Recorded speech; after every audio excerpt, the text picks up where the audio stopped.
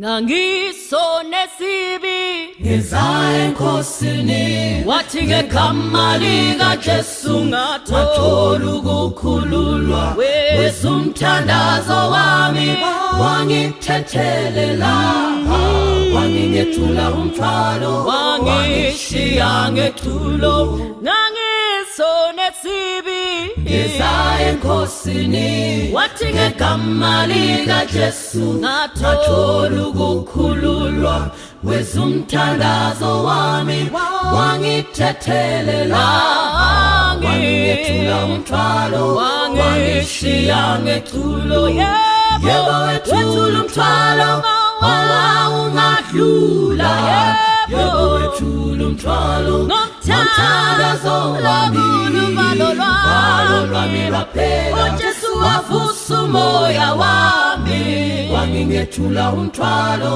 wangishiya ngethulo yebo wethula umthwalo ungadlula yebo wethula umthwalo ngomthandazo wami uvalo lwami lwaphela uJesu wavusa umoya wami wangingethula umthwalo wangishiya ngethulo wangithula umthwalo wangishiya ngehlanzekile uJesu wami wangithula umthwalo wangishiya ngehlanzekile Kusi Jesu yangithanda Kusi Jesu yamuthanda Kusi Jesu wangifela lapho esiphambanweni Kusi Jesu yangithanda Kusi Jesu yamuthanda Kusi Jesu wangifela lapho esiphambanweni uJesu wami wangithula umthwalo wangishiya ngehlanzekile uJesu wami wangithula umthwalo wangishiya ngehlanzekile ngizomethemba njalo uyayazi indlela uzongihola Jesu angisekele ezulwini ngolanda ngibongaphakade ungethula umthwalo wangishiya ngethulo ngizomethemba njalo uyayazi indlela uzongihola Jesu angisekele ezulwini ngolanda ngibongaphakade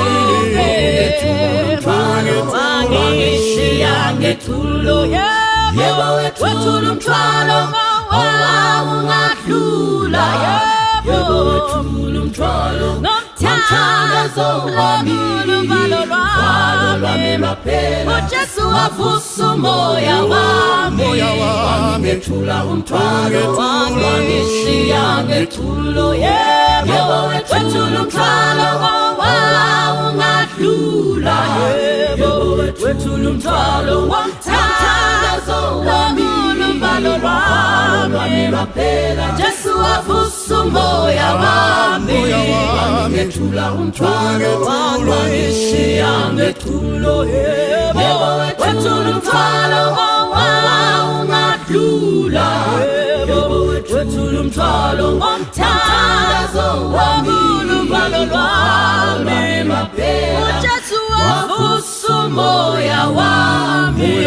wangithula umthwalo wangishiya ngethulo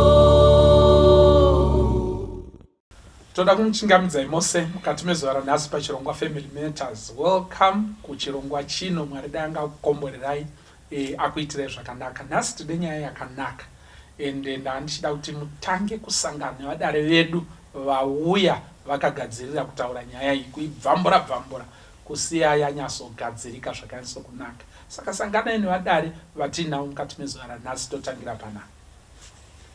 Kazwai vateveri vechirongwa. Zita rangu ndonzi Mai Mangwengwende. But those that are close to me call me Mbuya Vasimba. That's my favorite name.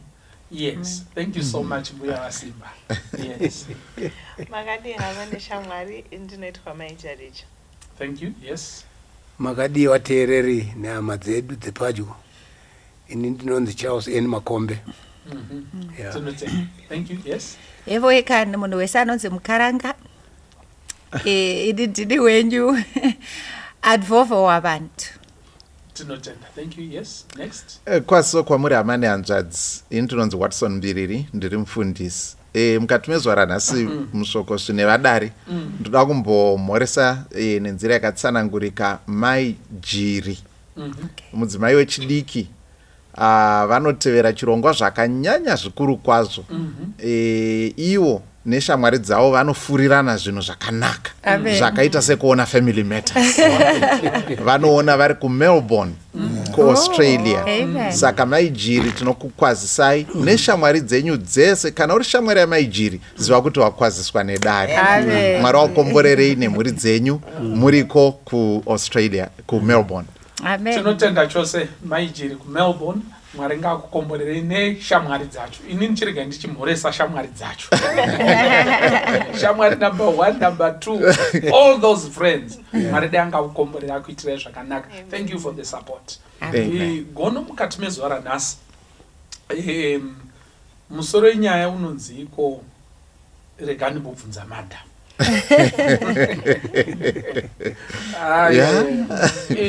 Regai ndimbobvunza madam. Ndo nyaya tinoda kuti titaure nezvayo mukati mezuva ranhasi. Ndinofunga kuti iko tichabatsirikana zvakanyanyisa mukati mezuva ranhasi, but ndanga ndichida kuti iko mukati zviri kupisa mazuva ano, zviri kudederesa pasi, ukama huri pakati pemudzimai nemurume wake. Saka kana tichiona paFamily Matters tichiona zvedu, tichiona kuti vanhu vari kugarisana sei mudzimba, tikapinda muzupuko na gono, tinonzwa ini muchitaura nyaya, mukadzi anozonzwai kana uchida kuti adai zvino murume kana nhasi toda kutaura nyaya iyoyi yeukama hwababa namai. Exactly. Tichitaura ukama huri healthy, unoita kuti muri endere mberi zvakanaka, muenzaniso wakanaka kuwana. Zvatoda kuti tikurukure nezvazvo mukati mezuva ranhasi. But Regai ndimbobvunza madam, statement iri makamborinzwo here? Muri vanzotaurwa nanani? Kunzi iko Regai ndimbobvunza madam. Zviriko here? Kana kuti tatanga futi kuda kungonyembera vanhu vakazvigarira havo. Handiti muri kuona muchitsvaga content mumbotanga kutaura zvinhu zvisi. Handiti muri kuona saka zviriko here? Ndechipi chikwata chinowanzotaura nyaya idzi? Zviriko here? Ende zvinenge zvakananga pakuti kudini Regai ndikunovhunza madam. Yes. Advocate Charity. Kovako zviriko mushokozi. Yes. Ndichapa mienzaniso mitatu yemascenario azvinowanzotaurika. The first one, ndeyemunhu identify genuinely kuti nyaya yataurika iyi inodawo input yemumwe wangu. Either because of the significant nature yedecision iruda kuitwa kana kuti sensitivity yedecision iruda kuitwa. Saka munhu anenge aona kuti nyaya yataurika ndichapa semienzaniso kuti toti sepanhamo ponzi pashayikwa pasiwa vana vadiki, zvobva zvanzi imi michiita sei, chitorai vana mochitogara navo movachengeta. Munoona kuti unilaterally handikwanise kuita a decision of this magnitude ndiri ndega. Oti Regai ndimbonoita sei, ndimbonobvunza mai. Saka identify genuinely kuti nature yenyaya iyi inoda kuti ndinge ndataurirana nemumwe wangu. The second example ndeye vanhu vanenge vaona kuti pamwe it's insignificant but harizi department rake. Saka mumba generally pane zvinhu zvinoitwa namai, pane zvinhu zvinoitwa nababa. Ndikauya kwamuri ndikati mushoko ndanchikumbirawo hupfu, naturally muchatoti Regai ndibvunzani, ndibvunze mai nokuti mai ndo vanoziva kuti hupfu hwacho hutomboripo here. Exactly. And kuti kana huripo hwakawanda sei, ava tichavapa hwakawanda sei, you cannot just rush and say alright Regai ndikupe hupfu hwacho musiri kuziva kuti kitchen yakamira sei. Saka vanenge vatoona kuti iri harizi department rangu, Regai ndiconsulte munhu atori neknowledge yeizvozvo. Kune vamwe zvakare vanodaro nekuti anenge achifila ambushed. and izvi ndizvo zvinowanzoitika kakati one day kacho munhu anenge atori nedecision kudhara but ari kutsvaga escape route yekuti nyaya iyi ndoibuda sei musoko munhu wandinoremekedza zvino ndingadza ndauti aiwa nyaya iyi yakatorasika kudhara saka kuti conversation timboipoze mbijana ndichimbofunga kuti ndichazokuudzai zvakanaka sei kuti zvezve zvanga zvisingaite ndakutoti chiregai ndimbonobvunzani ndimbobvunze madam ndimbobvunze mumwe wangu and then I've escaped from that conversation. Hanzi kazhinji mukanzwa murume kana mukadzi achiti mai guru akati hazviskuita kana bamukuru akati kazhinji vanhu ivava vanenge vachiwirirana vanenge vachitoziyana kuti hazviskuita. So sometimes it's used as an escape route. Saka zviriko zvinoitika kakawanda stereki and dzimwe nguva zvinotobatsira mhuri kuti dziite madecisions pamwe chete.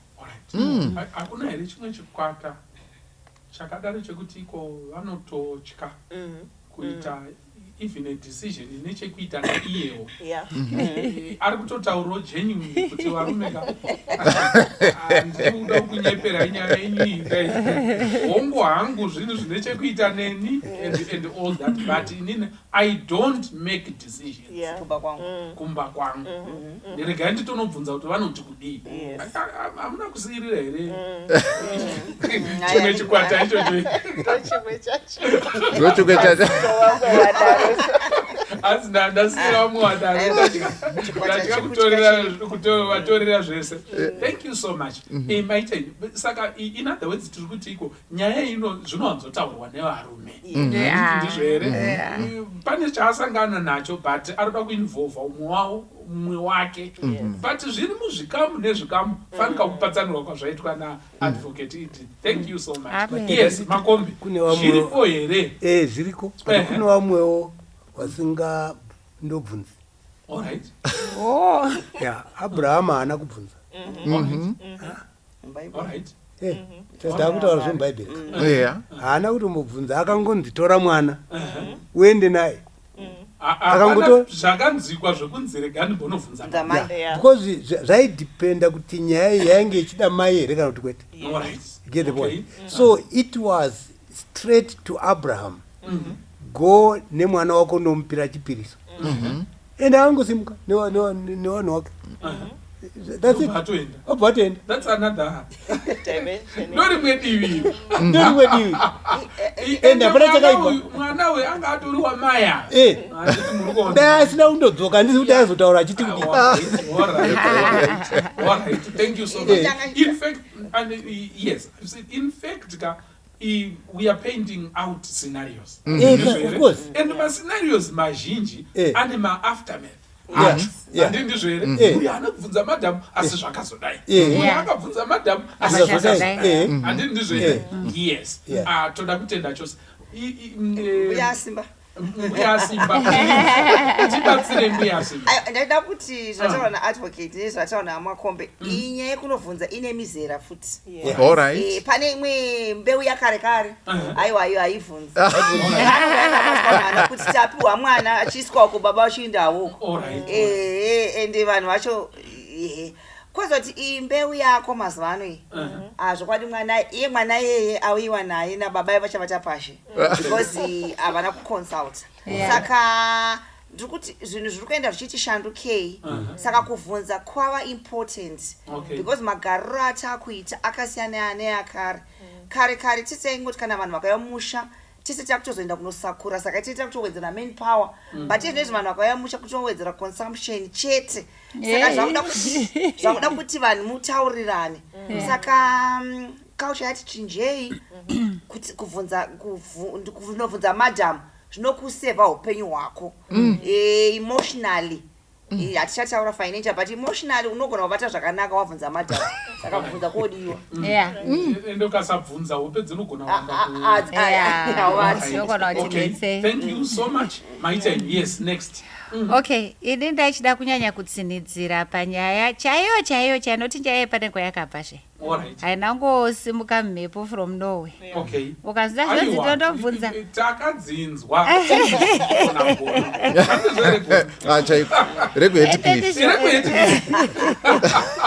unoziva zvachitaura nagogo mangwengwende kuti timu redu rakare rasingabvunzi madhamu Okay. iko kutotaura kuti ndoda kundobvunza madhamu kutori nekuzvinidipisa kwazvinako padare hazviite kuti ndingoti hainda kundobvunza madhamu uri padare nevamwe varume hautotauri kuti kana mboteka timboita hope kunonzereka ndimboita hope tombozvitsambira tozoti mangwana izvo munhu ari kundobvunza madhamu. Saka nyaya yekubvunza madhamu pachokwadi chaipo tikaitarisa ndeye kuda kurasisa akazhinji chaiko. Last point yataurwa namaijaricha yekuti munhu anenge atsombewa, munhu anenge agarirwa bhamba aita ambushed anzi anoiziva kuti nyaya iyi haibudi uye chero ndikandobvunza madhamu haidini futi haibudi futi but ndodi kuti ndipukunyuke panyaya yasvika ishi ndondoti regai ndindobvunza madhamu handitika kuitira kuti kana ozo plus zvinondipawo kabreathing space kekuti ndimbotura befu kuti chero ndozokuti no zvinogamuchirika ndawana mashoko ari nane ekukuti hakuna chiri kubudapa. Pamberi pazvona futi ndinoisa kuti zvinoda kuti akakudzoredzera ngaindikupe muenzaniso wamushokoshi.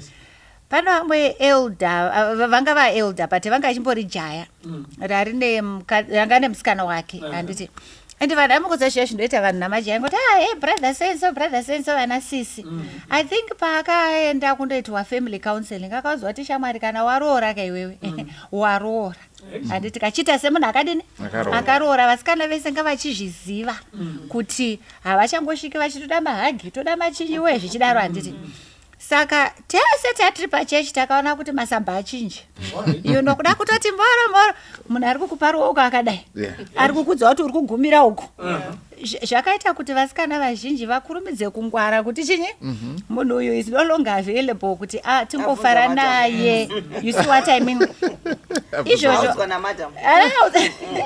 Izvozvo I can tell you kuti zvinhu zvakakosha futi kuhama nekuti kune hanzvadzi dzinouya kuna namainini hama chaidzo vanga vajaira kuti hanzvadzi yedu zvikadai tongoda after all he has been my whatever. Kandimbotobvunza madhamu inenge iri kuisa maboundaries kuvanhu kuti aiwa I am no longer making decisions on my own handitika it's a subtle way yekuti ndinoda kumbondo tava an institution kana uri musikana wega uri musikana uri mukomana kama pamwe chete you are now an institution and the sooner people realize that the better. Ndoenda kumascenario ama mchitaura ataura naelder Makombe pana akandobvunza madhamu akapinda muna taisireva kuna Ahabu Ahabu anga achida munda wamunabhoti akandovharwa akaona kuti nini ndatopera basa ndokutoridza mhera achichema ndokubva andobvunza madhamu madhamu ndovakazoya vakati auzi mambo herewe tikwanire chii chiri kudetsa iwewe pano panyika handimbori kuona nyaya iripo. Saka ndo imwe scenario yama muchiti tikabvunza madhamu zvimwe zvinobuda ukandobvunza madhamu zvimwe hazvibudi mascenario awatangwarira akasiyana siyana. Alright, Dr. Watson imbotibatsirai. Thank you for shedding that light. Tinotenda nekutsetsenurwa kwazvaitwa nevadare. Isoka ndichiuya pane yabva kutaurwa naadvocate naadvovo kuna advovo naadvocate tivada kupesanisa naadvovo inouya panyaya yekuita reinforce mafamily boundaries nekuda kwekuti dzimwe nguva kana tangokura nemunhu ibrother yangu isister yangu kana kuti mwana wandakatoendesa kuchikoro nichitengesa madomasi boundary for who pamwana wangu kuudzwa nemumwe mukadzi since when saka zvinhu zvakadaro zvokuti we trespass kana kuti tinongopfuurira mafamily maboundaries atinofanira kuremekedza. Saka munhu anogona kuti mamambobvunza here kuna mai guru wenyu Alright. mamambotaura here nawo ndo imwe nzira munhu haana kushandisa mashoko exactly kuti nichabvunza madam but inongonzi in the context yemhuri mamambonzwa here namaiguru enyu vanga vamboti kudii dai mambovabata you know and so on zvinogona zviri kuratidza kuti tiri pamwe chete ende zviri kuratidza kuti munhu ari kukoshesa mumwe wake uye vanhu kukoshesa kana kusakoshesa kunoitwa munhu wawanana naye vanhu vanotora cue from iwewe wacho hama iri pedyo yacho anokosha here uyu kana kuti haakoshi uyu whether auya mumusha semukwasha auya semuroora you know vanotarisa kwauri iwewe vakaona kuti 2-3 times uri kungowarifeya kudai vanobva vaona kuti panapa I think iri kure inosvitsa vanobva vazoona kuti iri kure inosvitsa saka ndeimwe nzira vamwe vanokwanisa kutora nenzira dzakasiyana tinokwanisa kutora nenzira dzakasiyana mukati memhuri asi inzira inokwanisa kuratidza kuti we are an entity takadai. Yes.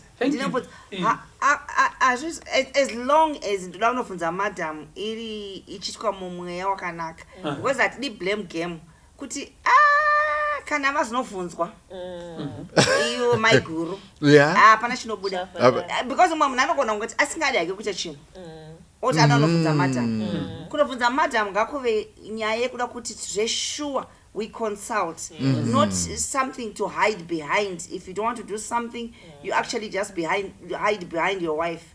Because vanhu vanoshandisa vamwe vanhu kuti vasaita zvinhu pane danger iyoyo kuti maigundononzi because remember inini pawanga uri jaya wanga uchiuya nezvinhu izvi have been a sister-in-law of brothers that got married and inini ndinda ndiri maiguru zveshuwa irowedzo namasense saka ndaiti kana uri month end aigirwa zvimachips pazvakanga zvokona kuuya ndikazvokona sei saka then people start hating this person so it has to be something that has to be strategically managed kundobvunza madam kana manobvunza madam vacho then imimi kumba kwenyu process this matter in a way that still gives madam authenticity yakanaka yekuti vanzewo maiguru vari mumusha hakuna kuti kana usingade kupa vanhu zvimwe zvinongoti ndanobvunza madam it's not fair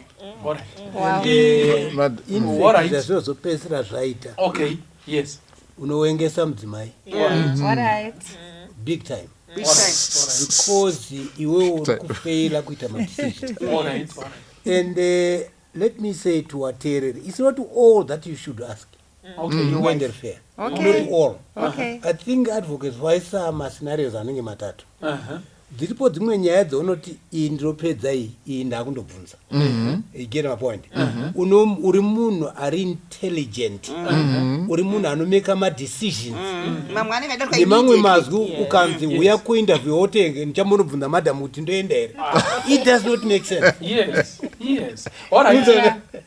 ukona saka tirikubata chinhu ichi rega ndibonobvunza madhamu iriko handindizvere but inoshandiswa pakasiyana ende vashandisi vayo handindizvere vanogona kutokuwadza ruremekedzo yemudzimai nenyaya iyoyo handindizvere because chinhu chausingadi chauri kunyatsoona kuti hachiite ende chauri kunyatsoona kuti iko madhama havangambochibvume iwe woita sekunge kuti ini ndinogona hangu kunzwisisa but regai unoikanda kunani kuna madhama saka nedzimwe nzira ikadzoka iri negative hama dzese dzinongoti takakuudzai ndokaikanofira mwana wedu aita sei aida handiti muri kuona saka we mustn't use nyaya yekuti ndoda kumbonobvunza madam in that way but chandabatwa panapa chinenge chekuti rega ndimbonobvunza madam should be done with a clean conscience yekuedza kubatsira hama neshamwari dzako vawakakura navo kuti veduwe ndane munhu tirite sere hatichangoite kuti ngoti zvatoita handindizvere ndiri ndega ndiri munhu wandototaura nani naye ende chimwe chinhu chandakaona muteereri munhu anoseta toni yerespect yemumwe wako, yemukadzi kana kuti yemurume wako, anoseta toni yacho yerespect upon this person, ndiwe. Zvakadaro zvekuti tikaona mukadzi wako arohwa nemunin'ina, tinotezere achinzi bamukuru zvazvanyanya ndasi anodisplay. Tikangoona zvichidaro akanyasotanga kusaisa chiremerera ndiwe, tinotezere. Saka vanhu vakangwara stereki vanongoti pakasungwa neiko apa, pakasungwa neutare apa zinyekenyeke apa, handiti muri kuona. Saka zvakakosha mukati meupenyu kuti upe chiremerera kune umwe wako nekumubata kwaunomuita. Ndoda kuisa nyaya yataura naMakombe kuti I think in life, even in our work situations, you can't always be referring to the board, to the CEO on every matter. No, you can't. Pane zvinhu zvokuti unoziva kuti zvinhu izvi I would have to explain kuti ndazosvika padecision inenga izvi. Because respect is not something chekuti you are playing out no respect and no respect. Respect is genuine, something that comes from the heart. I don't have to tell you that I respect you. It's sin. It's in my action, how I speak to you, how I behave around you. So even in some mind for us, zvavaisa pakona vanga vachida kundibvunza zvavo but zvanga zvine agency yekuti patofiwa pada kutenga box inini WhatsApp haisi kuita totengere box mina tiraga mbuya Simba the person who also look marero samunhu saka regai ndinobvunza madam iri important but as you and vanhu kana vachiroorana vanoenda vachidzidzana vachiita mistakes vachiona kuti pamwe ndakanganwa kuvhunza asi nhasi ndazovhunza zvichienda zvichidaro but pane zvimwe zvinongoti kana zvada kuiti zviitike mai enda unoreport even usina kuvhunza nhasi but unoreva kuti ndazoita zvakati ndiri kukupa but utende maiguru vako ndakupa mari yebhazi but kana usina maiguru vako utende so hapana secret. Thank you Buyasima. Now saka nemamwe mazwi tiri kuti iko vanhu kana vari mukati memuchato ngavakure mukati memuchato wavo to the extent yekuti iko mumwe anogona kuita decision asina kubvunza mumwe but achiita decision in the best interest of the family. Handiti muri kuona zvakadaro zvekuti iko kana tatosangana ndazosangana nasekuru ajonika ndazovapa $20 ndangoonawo kuti iko ngavawedze.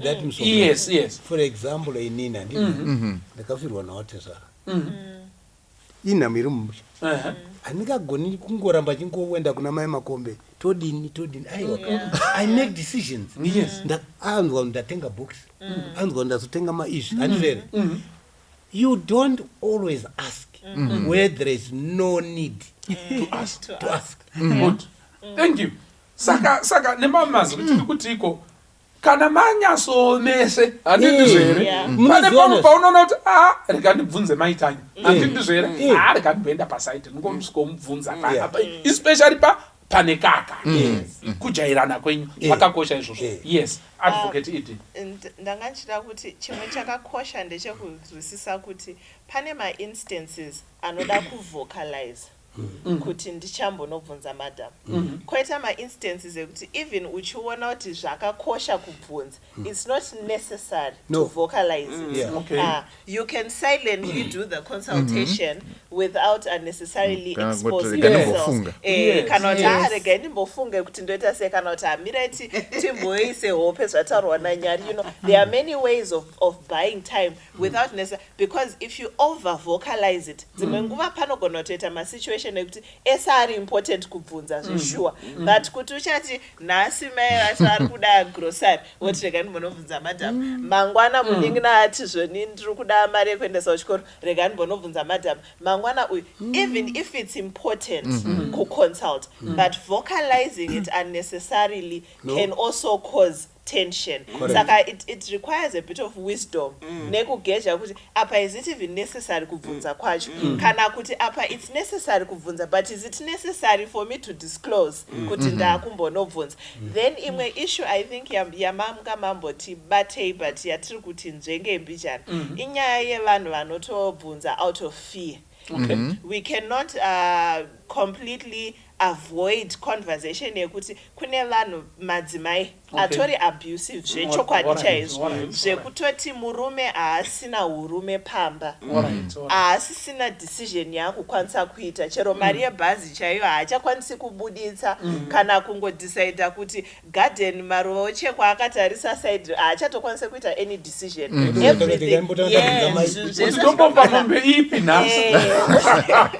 zvese zvinotoda kupfuura nekuhead office ndo inenge yato head office yacho kunamai saka there are scenarios where there are women who are genuinely abusive for various reasons. The most common these days inyaya ye-financial strength yekuti because opportunities are opening more for women than for men in some instances panogona kuita a variance yekuti murume ari kuunza mari yakawanda sei mukadzi achiunza more, and there are women who are taking advantage of that and now abusing men to an extent yekuti murume atoo mwana pamusha mudzimai one of the children pamusha mai ndo vakuita madecision ese nekuti vanofila kuti inini ndiri kucontrola zvinhu zvese pano. So we need to highlight that as well because it needs to be dealt with. Maissues evarume vatori abused unoziva mushogoshi chakanaka chandinoona chakanaka iri nzira yatingangorekomenda.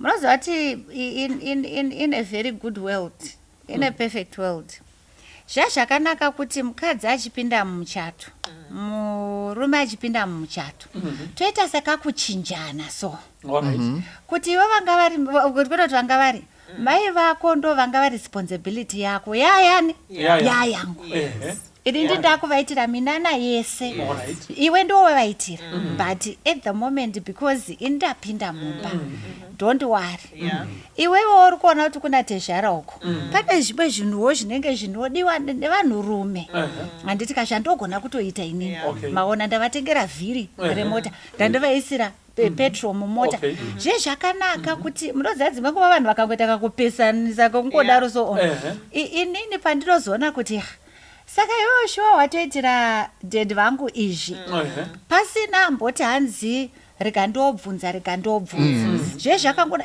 zvinotopa love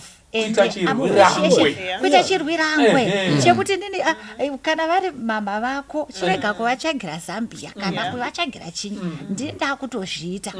Munoziva kuti ndichiwedzera pane zvataurwa namajarisha vanhukadzi I think takambozvitaura pane chimwe chirongwa kuti iwe marika aina mbovhera yambotaurwa iyo paitaurwa kutungamira kwemba. Mwari never mentioned. Pazvakanzi I will greatly multiply your sorrow and your conception. Zvikanzi your desire shall be to your husband. Zvikanzi he will rule over you. Senda harina kana kutomborehwa ipapo. Muruda kuedza kutaura kuti iko ini ndogona kurespectwa ndisina mari. Munogona kurespectwa mushokoshi munofanira. Aiwa ngatitaurei zviri pachena. Ngatimbodzoka ipapa. Mirai ndipedzise nyaya yangu. Ndio inopa mutsindozve. Mari haina mutsindo wainopa. Nekuti izvozvizvi ndofunga ndambonzwa mahunga achitaurwa naElder Makombe. Kuti pana akamboita mari. Handiti ari mukadzi handiti inenge yakataurika paredhiyo itaure nyaya yacho naMakombe ndozokomenda afoyo yatati chinzwa yekuti kune murume angaine mukadzi uyu akavaka imba ari kutoti akavaka imba yepamhando yepamusoro uyu ndobva abuda akatopiwa 4x4 chiendawo nayo murume ndobva atoenda newana akadhismiswa but kusati kwapera nguva denga rinoresponda futi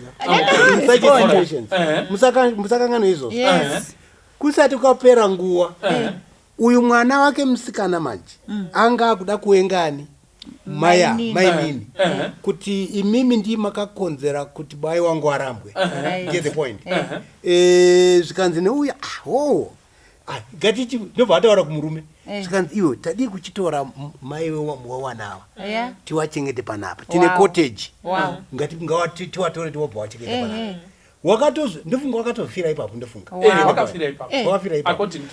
but pasisina chinyi mari pasisina mari look nyaya yemari mweni anouya achienda.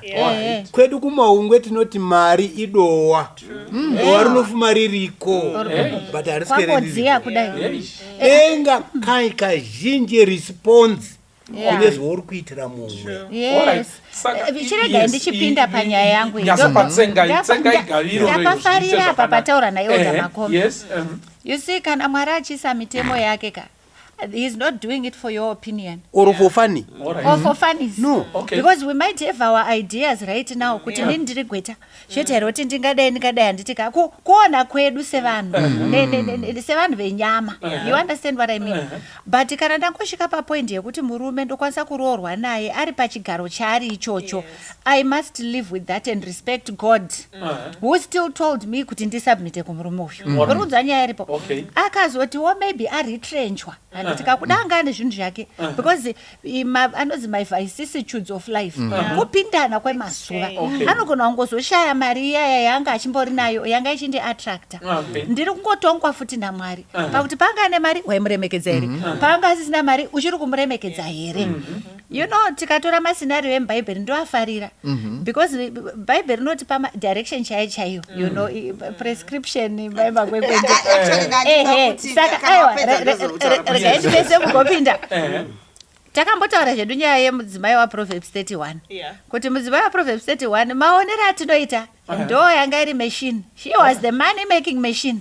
Mumba imomo hatisati tambonzwa kuti baba vangu vari engineer, vanga vari muparidzi kana kuti vaenda kumunda. Hatinambozvinzwa isu. But munhu anga achita mari achinzi she hazvinambonzi they. Hanzi she. Iye ndiye aimuka achiziva zvaanoita. Ndiyo dressing a family ndisikaletti akadii handitika. But at the end of the day murume achitariswa mukadzi uyu nemabatiro aita murume wake. Murume akaonekwa achipiwa zvigaro musiti. Achidzi ngaaite meya uyu nemukadzi akadai ngaaite meya. Hatina kubvunzwa zvizhinji zvimwe zvaaita. Toenda kuna Shunammite woman. Zvanzi there was a great woman of Shunem. Uya akati iye ndiye akaita pfungwa idzodzo. Murume wake haana kana chala chimwe chaakataura zekuti pana muprofita ari kuuya kuti tadii kumuvakira. Zvanzi iye, and she was the great woman. Even pakazonzi paita 7 years dziya dzefemine dziya akazodzoka. Iye ndiye akandoona mamba akati minda yangu please. Handiti but pakafa mwana paya. Handiti mwana akarwara kandi vakapiwa mwana. Mwana akara hanzi akaenda kundokumbira mvumo kumurume wake. Tindokumbirawo kuti mundilodherewo dhongiri. Ndidini ndiende ndinoona muprofita. Iye ndiye akaenda kumuprofita. Saka munoziva tinofanira kungwara sevakadzi. Zivangu tinoisa zvinhu pamberi zvisingafaniri kuenda pamberi. Tiri kuda kunyanya kuisa degree rangu pamberi, udokta hwangu ndakadzidziswa ndikadini. But ndafarira point yataura naMakombe hatifaniri kufa takaikangana point iyoyo yekuti vanhu vatenzika. Kana Mwari ataura mutemo wake he follows through. Ende munongozoona zvimwe zvinhu zvaakuitika maakutoshamisika kuti koko chichakazoitika pachichakazoitika. Iwe waita chinya. Ukaita chinya nemitemo yaMwari inokuparadza, they will destroy you. So even as a person who's a woman who's making money kana ndione mari kana kuti ngatisapembedza vanhu vari kuita mari. Nekuti mari iyoyo kayo mumvuri. You get where I'm coming from, mumvuri. And kana waita mari kudaro, continue to be a fit. Don't start to be a misfit. Nekuti wauya kumari. Ndakamboshtaura panapa ndikati ndini mari ndoti kana yauya. Ndoti moro mari. Kwakadi yako. Mari wezi vakuti exactly. Ndokuziya kuti uchingopinda munomba wako totsvaga mawindow nemafafitera ekubuda. Saka usanyanya kuzvipa chigaro chinodziya, usaenda padhuze nemoto. Muruza nyaya iripo because iwe kuya kwako ndokudi ndokubuda kwako. Usauya uchitikanganisa magariro edu pano. Nemunin'ina wangu usandikanganisa relationship yangu namufundisi wangu usandikanganisa. So we must have the proper perspective of money. Tisapembedza zvinhu zvisina nemusoro wese. All right, thank you. Ndakachida kuti saka zvazviri kureva ndezvekuti in the Christian context, we don't use mari to define a person. No. To define nyangu ari mudzimai usashandise mari kana kushanda kumudefine.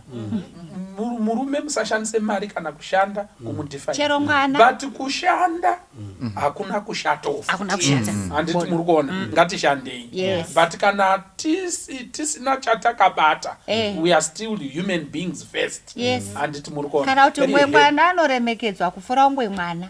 Opiwa because of audience money. because of money. All right. Ngatichidai so because of time tagarisa pa point.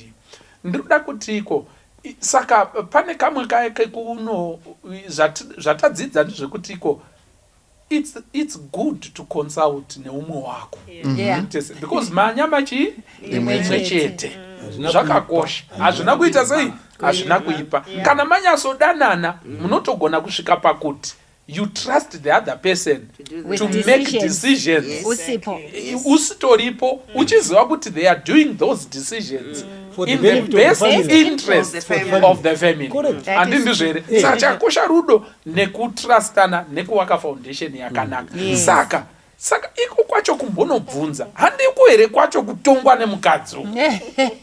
Because ipapa ndo pandiri kuda kunyazoti ndinyasoona kuti kuzonobvunza uko handiko here kwacho kutongwa nemukadzi. Maybe mune zvimwe zvamamuchida kutaura before this question. You can say one or two things but touya panyaya iyi. Yamboburitswa namai naadvocate. Wamboiburitsa nyaya iyoyo a little bit. Kuti ukasa kune madzimai ari very vocal. Okay. That's point number 1. Madzimai are very shrewd. Okay. Point number 2. Point number 3. Wane pfungwa dzisina kururama. Alright. Abusive. Zvekuti ukamutaura kuti ndaita ichi anobva apopota. Alright. Okay. Unzwanaka. Uda kuedza kuti ndikwende ndiruko. Ndaita decision iyi. Ndakukuudza decision ndadini. Ndaita. Hazvitoki zvakadini. Zvakanaka. Ndakutopopoterwa, ndakutotaurirwa mazwi, izvozvo. Hazvifambi zvakanaka. Alright. Get the point.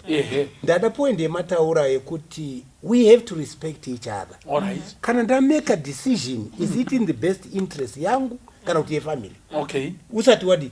Ndio saka tichizoti even if paitwa ma decisions chichengetedza mashoko anoumba ukama. Alright. Usause mashoko anoputsa ukama. Get the point. Because ndini baba. Ndiri baba. Iwo mai ukaita ma decisions andika ndoda kuti kusupport even kana rimwe rikaita wrong but I must support you. I can't shout you, is what I mean. Let's learn to support each other. Get the point. Kana uine then mubvunzo wozoti ko dai mazodai kana paine zvazokanganisika. Dai mazodai kana dai mazondibvunzawo pamwe ndaikupawo imwe pfungwa.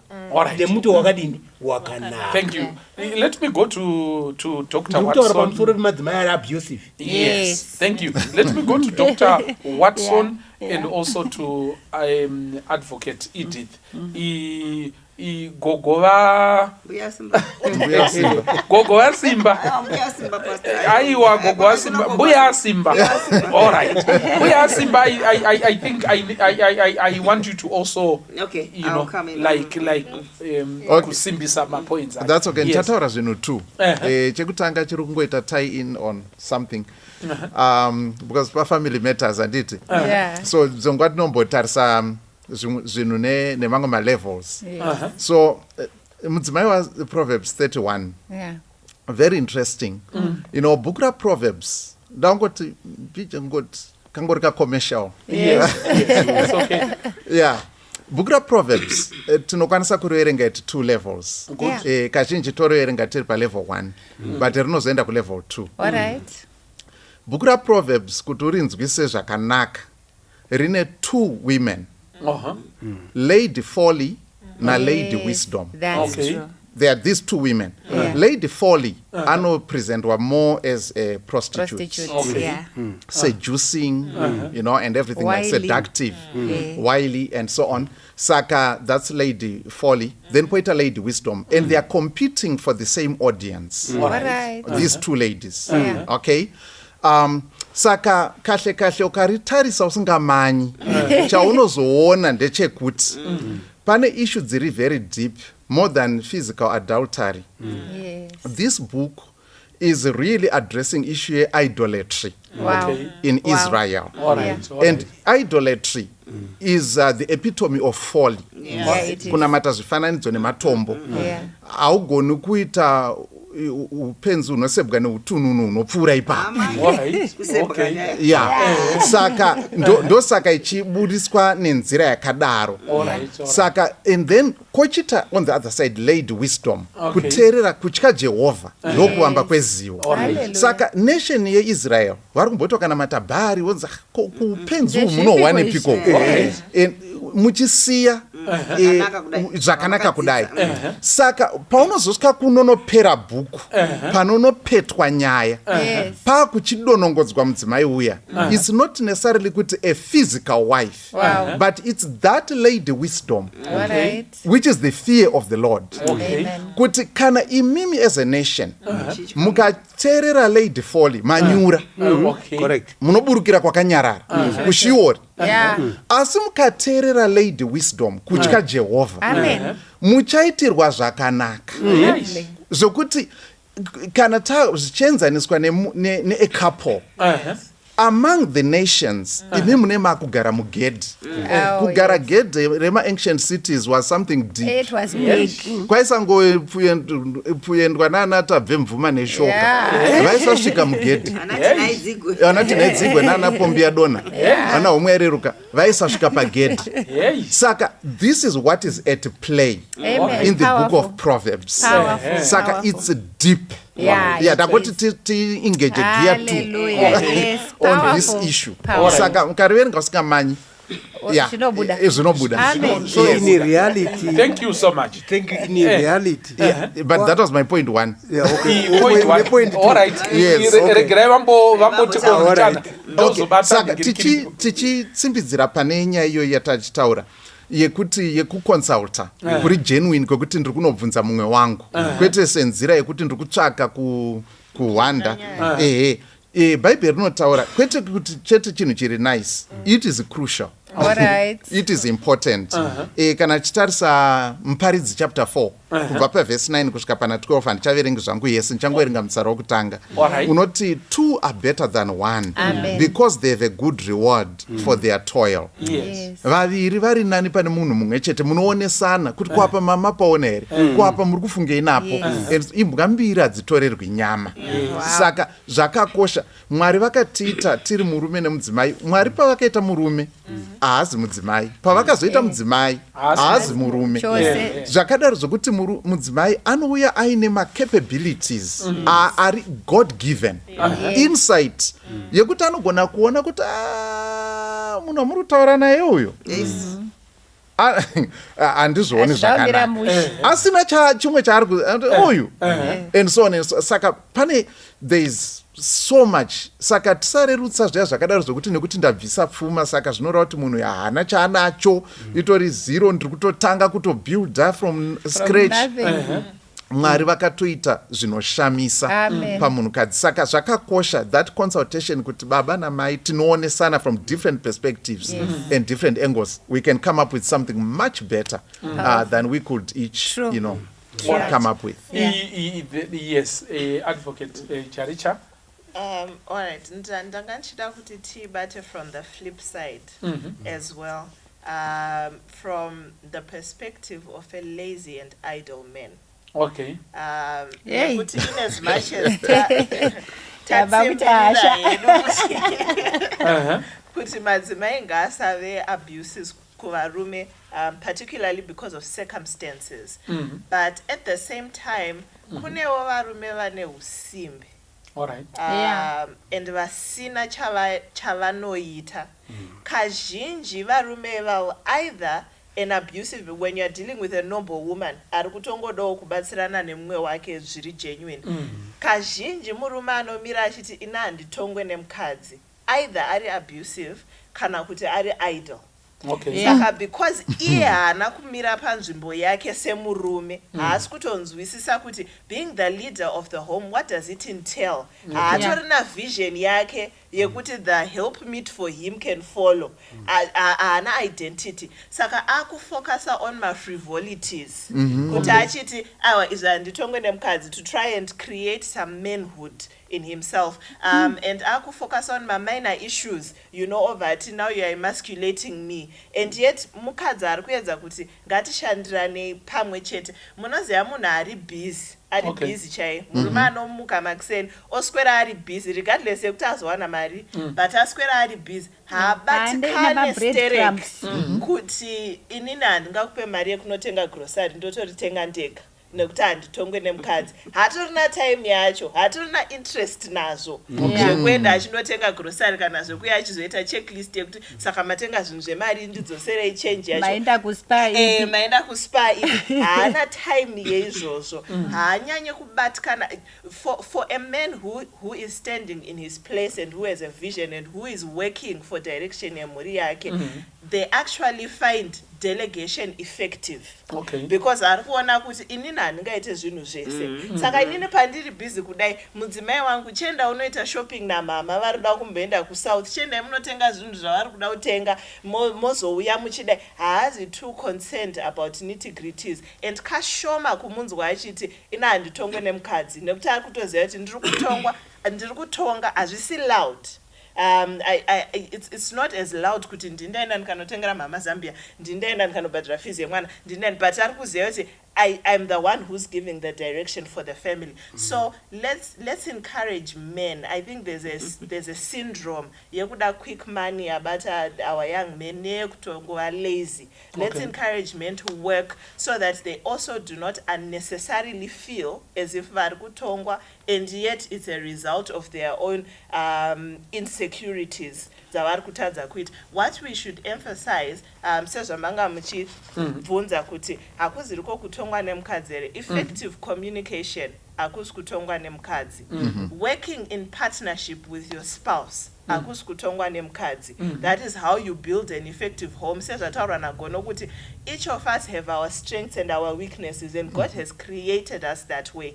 The best way to make the family successful maximize on each other's strengths and weaknesses and not kuda kuva at the top of everything even zvinhu zvausinako you can't go and say ini ndinda kutobara vana panapa because ndini mukuru wemusha. It's not a strength you were given and it applies to many other smaller things where God has naturally gifted your wife with that strength. Allow them to flourish for the benefit of the family. And you focus on what you are strong at, then mochizomeja manje muchibatsirana pamwe chete kuti muri enderere mberi.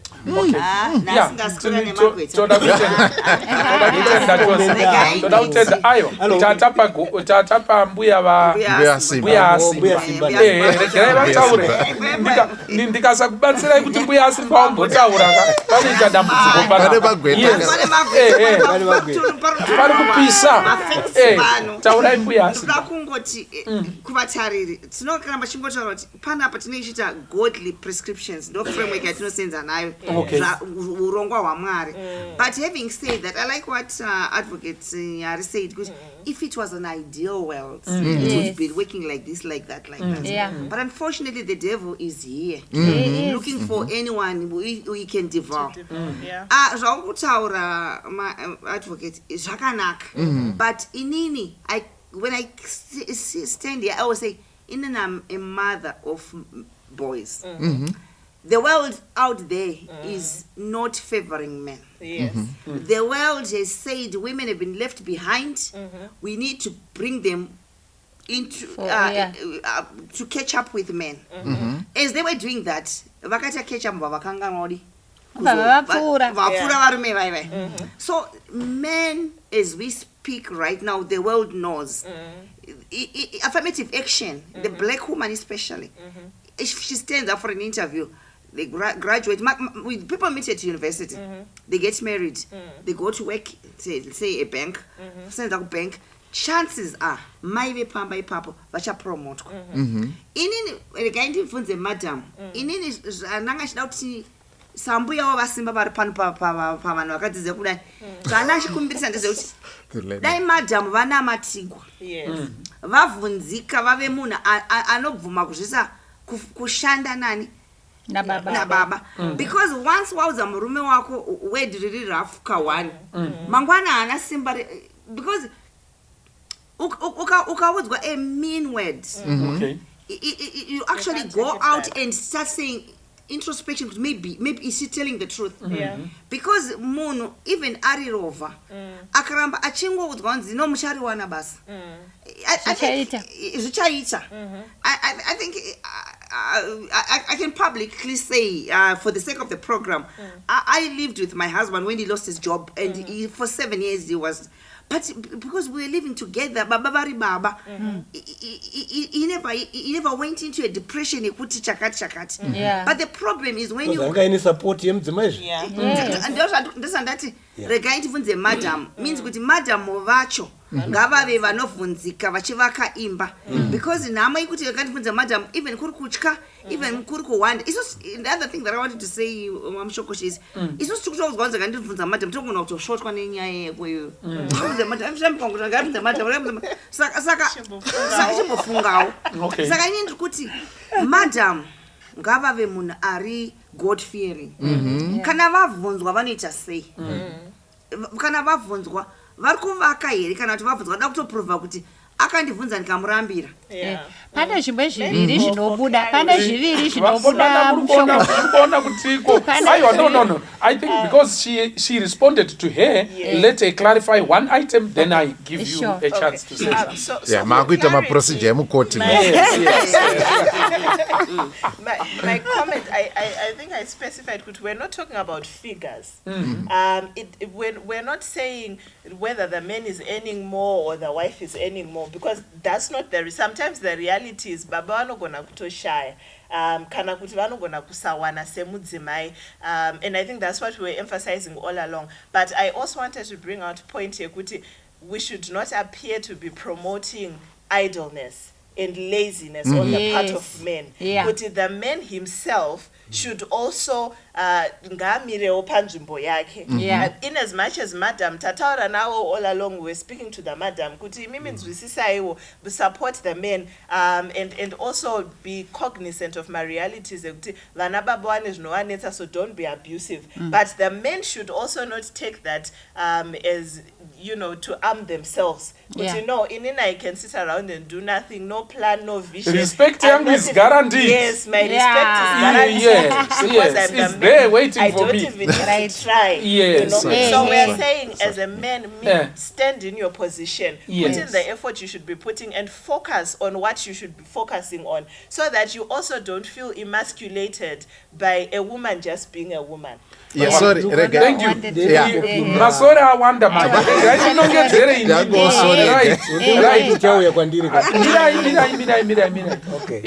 that advocate, then toti doctor, toti kohumba. All right, thank you. Thank you. Mushokoshi. Mushokoshi, advocate. In short, please. Yes. Yes. Industry anakuvagwa. Yes.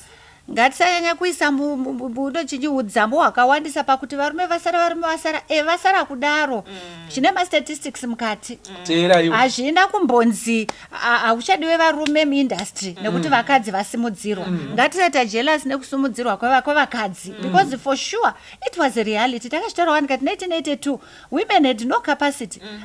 Hazi kare uyu zvokuti kutosimudzwa kwaitwa it's amazing what tichangobva kuhondo izvozvizvi. It's amazing it's amazing how the law has moved so fast, swiftly. Sure kuti vakadzi vasvikowo pavari, and because of that tikatarisa muZimbabwe mukakombera nedzimwe nyika dzakatitenderedza, we are far ahead in terms of women emancipation. Hatidi kuitarisira pasi toti chinhu chakashata hachina kushata. Zvino zviri nani kuti nyati musemwa sinyoro munhu auya nebandauko imi kwete kuti achiuya achiridza muridzo achishaya dhoo totopinda papi nemasango akatoshayawo kana kuya neshuro atawaye mutaure ngauyewo kana nehanga saka yaripo zemazano dzangwara. Regai ndingoti nyaya yagono asati vapinda. Nyaya yaripo ndeyekuti pane nyaya yebonde. Okay. ndakambotaura nevarume nevakadzi nyaya yeabuse vakazodzoka vakati advocate mimi varume maelda vakauya vakati regai timbotaura tiri pakona apa munozviziva here kuti zvizhinji tinozviita nekuti tinoziva kuti tikasazviita hatipiwi bonde. Muri kuona nyaya iripo, so it goes beyond, it's a little beyond zvatinongotaura kuti imari ichinyi. Peace in the home and the men, you know, pane maconjugal rights ada kuitwa. Enda munatoziva kuti ndikangoenda mberi kunyanya nenyaya ishi ndiri kundosungirwa play kumberi uko. Kana ungomira parufu zvisingadiwe namadhamu. Uchidzokerai kurufu kunoita bonde uchindombembaira ipapo nyayo yakatokosha zvikanzi muchiona zhazvezvo kunzi ndatumwa kundosiya mushroom uko ini zvekusiya mushroom handidi muri kundidzoka kana kuti ndanzi mukozopfura muchidayoso kanzi asi ndiri kuziva kuti manheru zvichadini zvichandiomera. Work for the night is coming. Work for the night is coming. Work for the night is coming. Usiku unouya. All right, thank you. Yeah, ndichingoda kuti very briefly pane zvanga zvitaurwa naadvocate Jaricha kuti nyaya yaunga zvitaura nyaya yeunyope and so on, but ndofunga kuti zvinogona kuva neimwe meaning yakati yakakosha yakati dzikei zvikuru kune vanhu vaenda kunze kwenyika mhiri kwamakungwa kwekuti vazhinji maybe ungori manager musupermarket yemuharare wasvika uko madam ndo va in the nursing field which is usually compensated handsomely munyika dziri kure uko and so on. Saka ipapapo panoda kuti pabatwe zvakanaka nekuti pane kutsikana mhondopondo kunogona kuitika ipapapo on both sides kuti ini semurume ndiri kutoona kuti the circumstances kuti wati ndina ndiri manager hawazvizive kuti manager wekwani managing who and so on zvakatosiyana munoziva kuti you feel so weak and all your papers your reputation yanozikanwa it's nothing. You know, it's nothing. It doesn't mean anything. Saka, that can be so disempowering. Saka, zvakuda kuti tisvike pakunzwanana kuti okay, it's only the circumstances that have changed. But isusu tofana kumaintain a relationship yedu. Mai moziva kuti baba vanokwanisa kusangana nepressure yakadaro mupfungwa dzavo and everything like that. Asi inino ndorega kuchibva ndaitaoka sedho rinongoramba richieka riri pamahinji aro dziri hopedzi kuenda umbangu kudzoka umbangu. Are you getting that? Uchingochinja machannel kana mubhedha chaiwo madhamu achibuda iwo vanhu ndo vanodzoka futi vachisviko zvikadaro manje hazvichaiti. Saka ndangoti I think ipapapo panoda kuonekwa nenzira yaka because panogona kuita friction iri very serious ipapapo. All right, thank you so much. Maita henyu kuti iko zvinhu zvatatajaira tichiti ndokurespectwa kwomurume tinogona kupinda mune masituations whereby unenge wakutoita zviya zvinonzi zvinoshoreka chamuri kuda kushingirira chete because takauya kuUK kana kuti takaenda kupiko tinoda kugadzira mari neupenyu hwani hauchachitarisa manje kuti inini kubata nambuke ninini aiwa wakutomboibata because mune kwamuruda uyambuka kuti muita sei. Saka mama situations anofanirwa kuti iko zvatakajaira zvichinzi uyu ndiye murume uyu ndiye mukadzi zvinogona kuchinja but isusu ukama hwedu kana wakati ndi zvinochinja hazvo asi tinoramba tichidanana muriri panzvimbo. Saka ndo zvatiri kukurudzira pafamily matters. Let me ndazoti kuchauya humba ukakangana humba nambuya asimbazi humba taurai tinzwe then tomba tapedzisa nyaya yedu takuda kuti ticonclude. Kuti ndibate 2-3 things. Yes. Chekutanga kune varume vanodzvinyirira wakadzi varipo anenge aine zvese oti mudzimai hauna zvaunoita gara kumba ngogara kana kuri kundotenga kwechikafu vanotuma driver ndiri kutaura zviri kuitika. So I don't think chinhu chakadini chakanaka. Then kuna varumewo zvakare anoti kuongochida kundosenza kuongochipiwa mari yonzi 500 zvikanzi chigara pamba de chikupa 500 iyoyo yeti mudzimai akapuwa 200 300 ari yakatambira iye anonzwa Anofara. fulfillment than the 500 you are giving. I want you to kune vateereri vari kunzarwa so ndatindipfuure naipapo. Then thirdly wana waMwari kana tiri kutaura nyaya idzi dzibatei hanzvere tiri kutsvaga ukama hwakanaka pakati pamai nababa handitika zvatiri kutsvaga kuti tione kuti tingararame sei.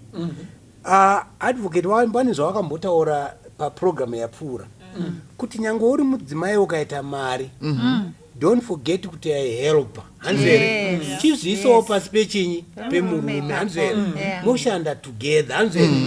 Then kune yataurwa naadvocate panapa do you know ndakateerera bozi vazhinji vafana havateereri zviri kuitika munyika. Wonderful. Kune femu iri kuvhurwa side huko iri kuda 1000 men to 1000 people. Ukaenda kumuzarabani kune imwe iri kuvhurwa ikoko iri kuda 1000 plus or 2000. But varume wacho havadi kuenda ikoko. Vari kutaurwa nani wada kungoita boda vari munomo yeti mabasa ari get the point zvokuti ukaendako handitika mudzimai ari muno unotogona kutoshanda uchibatsirana nechinyi nemudzimai ndekuti ekanditaura madzimai have separated themselves. Wataurawo zvakanaka kuti iyi program yakanaka surely haina kuipa. One human inonzi women's university isa hatina inonzi men university. Alright. Ekandimbotaura zvimwe zvipana zvikanzi empowerment haina kuipa. Girl child hapana, hakuna boy child hakuna. Kune girl child hakuna boy child. Even musangano redu kune madzimai ari kupromotwa hakuna men's organization. So zvinoreva kuti men are disadvantaged. But at the same time situation yakadaro ndiri kuti wake up men and do something. Thank you so much. Aiwa hapa tabatsirikana chaizvo. Mbuya Simba munotiwo kudii? Ndiri kuda kuti Bhaibheri rakataura kuna Ephesians 5:21 kukanzi submit ye one to another. And why? Because of your reverence for Christ. Okay. Dzimba idzi hadzisi dzema single individual and them individuals living together. Dzimba ndedzemhuri. So individual views coming together to make one vision for the family. So Regai ndibvunze mai is done in the good spirit yekuti tibatane together. Kana umwe mazuva aya ari padenga in terms of earning, in terms of emotional strength, in terms of whatever. Nganzwisise kuti mazuva ano umwe wangu emotionally they are being challenged in this way and that way and support each other because of the fear we have, the reverence we have for Christ. Saka ndiyo prescription yedu kuti isu ngatizamei kuva exemplary families. Marriage is a tough thing. It's not for babies. It's not child play. That's why kana uchipinda imomo pinda une serious. Pinde uchiti ndichamboita spare. Kana wapinda unofana kuzvipira kuti ndicharegedza zvakati ndigoregedza zvakati kuti this thing chisevenze. In marriage is for those that love it. Okay. Thank you. Saka ndiri kutiko saka mudzimai haakosheswe nekuda kwemari yaakuwana. Akangokosha. Akakosha asati ane mari asati ane chinhu. Ndiritezere murumewo zvakare. Handii ndizvere panofanirwa kuve nerudo pakati pevanhu vaviri ivava. Saka mudzimai kana akatadza maybe pane zvimwe zvakoniwa kuti asvike pachikwekwenhero chezvinotarisirwa kuti mukadzi angasvike apa. Handiti ndizvere they are trying their best but here they are vasvika apa. Handiti ndizvere havashatiswe nekuda kwaizvozvo vanoencouragwa nekumudzirwa kuti vasvikewo. Murume anogona kutadzawo kusvika pane zvaunga wakatarisira.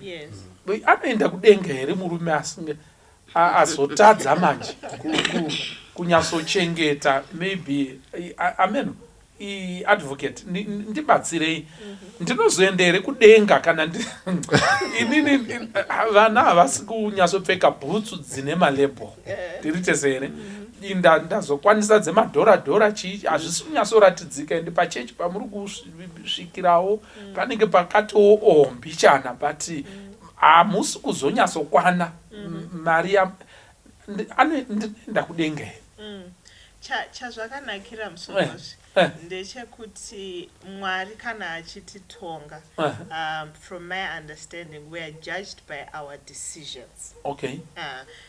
If you make the right decisions, okay, whether zvabudisa results auri kuexpect kana kuti hazvina, it's another story. All right. But we are judged by our decisions. Okay. The reality is, like we were saying, nyika generally iri kutodzosa varume kumashure. Okay. It's still possible to thrive. Okay. And variko varume vari kutothrive vachitoita zvinhu zvinoshamisira mudzimba dzavo, but havasi vese. All right. The question then becomes, what are you doing about it? All right. If you have done your part and you have done everything you are supposed to do, yes, then amen. you are rewarded by God for standing in your place as a man. Okay. Not because Satan azoya akapiringisha zvinhu zvacho kuti zvisabude. It becomes another story altogether. And chimwe chino mabuditsa nyaya yekuti dzimwe nguva pachechi patiri kusvikira muri kusvikirei pachechi panokupai pressure.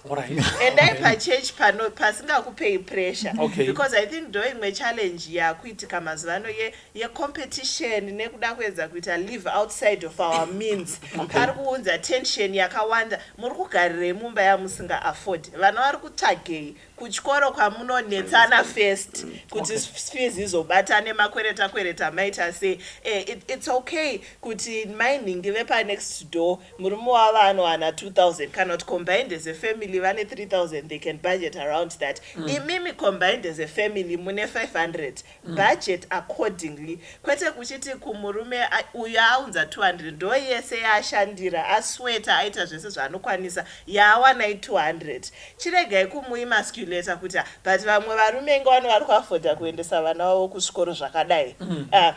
That pressure, live within your means and be realistic about level ramuri zvino-eliminata mapressures akawanda sterek and dzimwe nyaya nekumwe kunetsana kunozoita vanhu kuno-eliminateka but hazvishaise munhu denga kuti akawanawo basa rinompa 200 uye akawana basa rinompa 5000 hazvishaise vanhu denga izvozvo.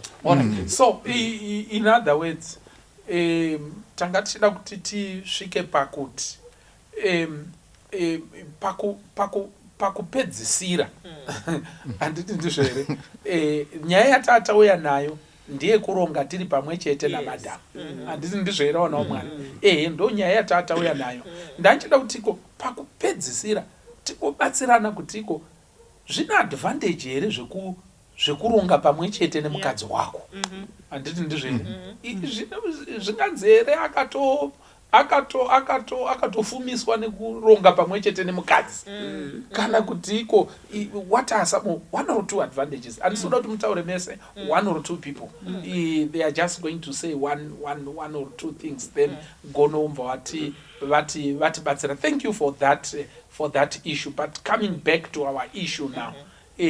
Yes, isu zvatinoziva tichikura munhu kana ari jaya aingonzi chakati haukuri kana usina kuroora haukuri kana usina, and sure enough it has been proven kuti once a guy is married he starts dressing differently, he starts focusing on things differently. Saka zvakakosha kuti vanhu vabate pamwe chete. Wonderful. Thank you so much. Yes, kuti nyaya yemataura yekuti zvinoendesa kudenga here I think sababa wemhuri ndiwe mufundisi unotungamirira mhuri. You have to lead your family heavenward. Okay. Ukakonewawo ipapo une problem.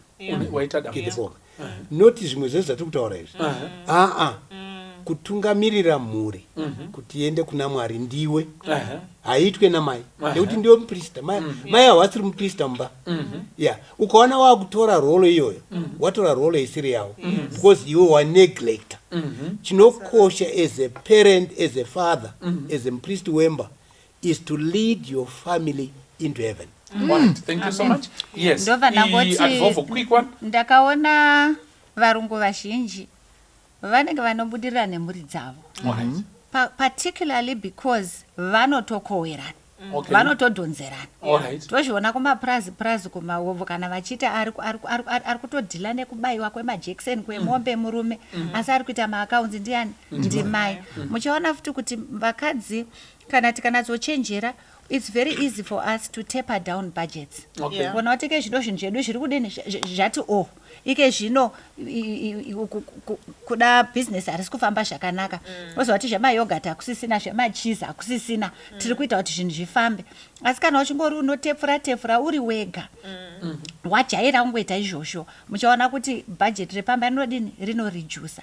Saka kubatana pamwe chete, zvambotaura kunzi 2 is better than 1. Tinoonesana zvakasiyana siyana ende tina mastrengths akasiyana siyana. Saka ngatifarirei kubatana kuti mhuri dzedu dziende mberi. Thank you. Dr. Watson. Ndakamboita rombo of course rekuverenga, but also kushanya mumba maMartin Luther. Yeah, right from the house where he was born into all the schools that he went to, where he taught, and in his house. Baakazororana na Katarina von Bora.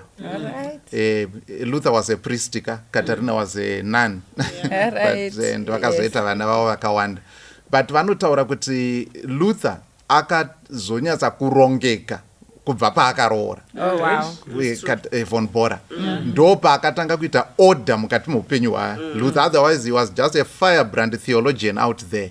But saka papa ine speed isina direction, and so on, but all that energy was now harnessed. So we go much further kana tichibatira tiri pamwe chete. Mwari ndo vakatoti hazvina kunaka kuti munhu agare ari oga. So ataurwa nambuya Simba, atidi kwaya yemasoloists yekuti vakapinda mustudio kunorekodha, everyone ari kuti ndoda kuti wandinzwe, pachabuda CD vanofanira kundinzwa kuti muri kundinzwa here apo ndina. Ikatodaro haisisiri kwaya. Kwaya hatifani kunzwa kuti awo maijaricha uyo kwaya ndimunotsikisa ka imi munoimba breeze. Mustudio hamusi memakwikwi ekunzi inzwa ini. Saka ndo zvakaita semhuri. And then panyaya iyoyi yekuti munhu anoenda kudenga here, condition yekuenda kudenga tinoita kudzidza soteriology, handiti doctrine of salvation. Bhaibheri rinongotaura kuti Mwari wakada nyika nokudaro wakapa mwanakomana wake kuti ani nani anotenda maari asafe asi ave neupenyu husingaperi. Hatiponeswi nekuda kwemabasa akanaka, asi hatiponeswi tisina mabasa akanaka, nekuti kuponeswa kunobereka mabasa akanaka. Mabasa haabereki kuponeswa. Chati homuchareva. Saka bhuku rotaura kandi muparidzi chapter 9 verse 11 kusvika pana 12, I returned and saw under the sun that the race is not to the swift, nor the battle to the strong, neither yet bread to the wise, nor yet riches to men of understanding, nor yet favor to men of skill, but time and chance happen to them all. Saka kune vanhu vanotoshingairawo chokwadi. Vamwe vanhu havana kwete kuti havasi serious, asi bhuku riri kutaura kuti being in the right place at the right time and doing the right thing zvinoita kuti mumwe munhu ayambuke. Vamwe vatori less intelligent kana kuti less hardworking. Saka ngatisazvidzana nekuda kwemawaniro, ngatichengetedze mhuri dzedu. Ndopedzisira neiyi Judges chapter 13 inotaura nyaya inonakidza zvikuru maringe nezvatanga tichikurukura panapa. Vabereki vaSamson, mai vacho zita harina kupuwa, asi baba ndiManoa. Zvikanzi munhu waMwari, ngirozi yaMwari yakauya kuna mai, ndokubva yataurira mai kuti pachava nomwana. Saka ndokudonongedzerwa diet yake zvose, ndokubva yainda. Mai ndokuti vazosvika kumba ndokunoti zvandaona naimi ndokutsanangura. Zvikanzi Manoa akanamata akati, Mwari itai kuti ngirozi yamatuma kuna mai iuyewo kwandiri. Zvikanzi Mwari ndokubva wanzwa munamato wani waManoa. Ndokubva ngirozi yadzoka mangwana, asi haina kuenda kuna Manoa, yakadzokera kuna mai. Yasvika kuna mai, zvikanzi mai ndokubva vamhanya kunodaidza Manoa. Zvikanzi murume uya akauya nezuro auya futi. zvikanzi Manoa ndokumanya ndokusvika paya akati ndiwe wakataura nemudzimai wangu nezuro here zvikanzi ndini zvikanzi kondiudza zvikanzi aichingotera izvandakaudza mai izvo chingotera bvunza madhamu saka tikuti Mwarika vane mamwe mazaruro avakatopa kunana madhamu kuti Mwari vanongoti abvunza hazvina nidhe kuti tichidzokorora tingobvunza madhamu vatori nedetail rese very interesting anamata kuti munhu ngaadzoke ndimanoa but akadzoka asakaenda futi kuna mai saka ngatikoshese mumwe nemumwe mukati memhuri Mwari vanoshanda nesu tisazvidza mumwe kana kuita sei Mwari vachitiitira zvakanaka mumhuri dzedu. Tinotenda chose Mwari dai ngakukomborerai akuitirai zvakanaka. Kushanda pamwe chete ndo chinhu chatinokurudzira. Munhu adhifainwe nekuda kwekuti awana mari zhinji, anodhifainwa nekuti akasikwa nemufananidzo waMwari. Rudo mazuwano aruchisiri ruya rwakudhara rwekuti munhu ari kutsvaga pekufira kana kuti iko munhu ari kutsvaga kuchengetwa. Love is about partnership and love. Mazuwano ekupedzisira kuve pamwe chete kuwirirana mutual agreements dzamune muchiita mukati memba nekusungana nerudo nevision yamuinayo and supporting each other. Ndozvaakudiwa mumazuwano ekupedzisira nekuda kwekuti iko zvakakosha kuti munge muchiwirirana sababa namai. So respect each other. Murume achirespekta mukadzi wake, mudzimai achirespekta murume wake. Samupurisita nemutungamiri wemusha. Zita rangu ndoitwa Pastor Francis Mbira, mushoko pachirongwa Family Matters. Amen.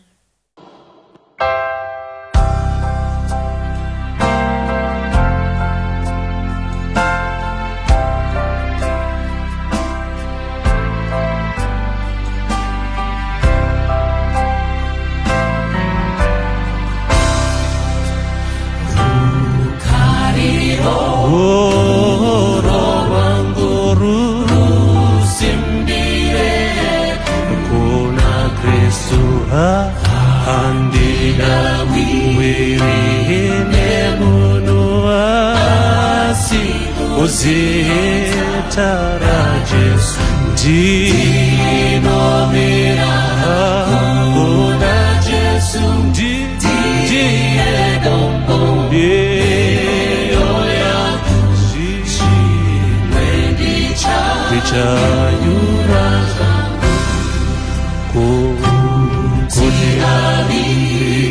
Wangeli matsitsi dzake nogari imbo mumepo oro yesimbaru okorwa wake inindobata ndinomira kuna Jesu ndiye dombo neyo